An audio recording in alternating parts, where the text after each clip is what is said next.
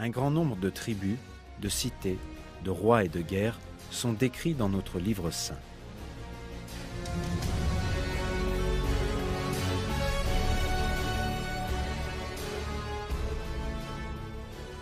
De plus, des recherches et des découvertes archéologiques ont confirmé ces informations qui ont été révélées 1400 ans auparavant.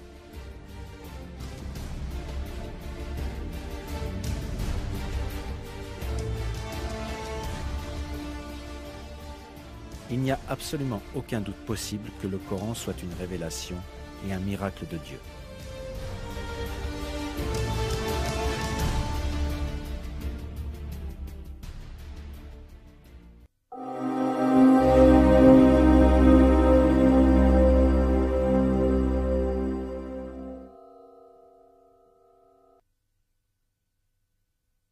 Nous avons décrété pour les enfants d'Israël et annoncé dans le livre: par 2 fois vous sèmerez la corruption sur terre et vous transgresserez d'une façon excessive.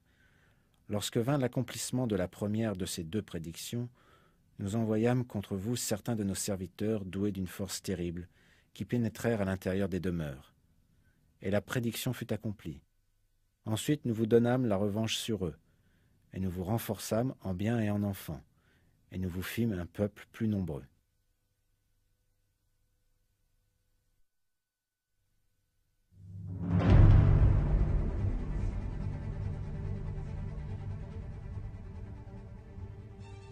Comme ces versets le révèlent, les enfants d'Israël allaient semer la corruption par 2 fois sur terre. Après la première fois, quand ils assassinèrent le prophète Jean et complotèrent pour tuer le prophète Jésus, ils furent exilés de Jérusalem par les Romains en 70 et errèrent dans le monde entier.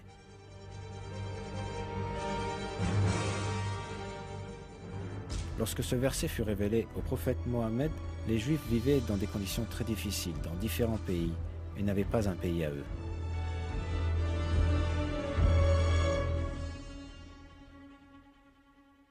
Mais Dieu dit aux enfants d'Israël qu'un jour ils recouvreraient leur force.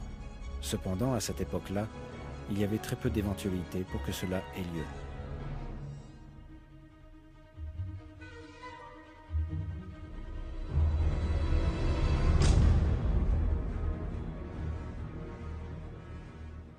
Par contre, plusieurs siècles plus tard, les Juifs retournèrent en Palestine et y établirent l'État d'Israël en 1948.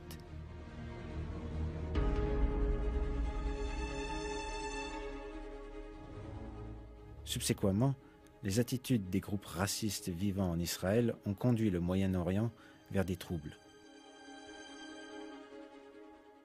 L'état actuel des choses est un signe de la seconde corruption dont seront responsables les enfants d'Israël.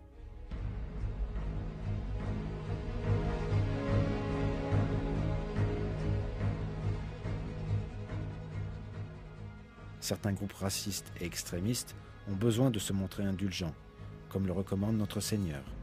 S'ils suivent ce chemin, alors il est clair que par la volonté de Dieu, un environnement de paix et de fraternité peut encore une fois être instauré, car le Coran précise ainsi.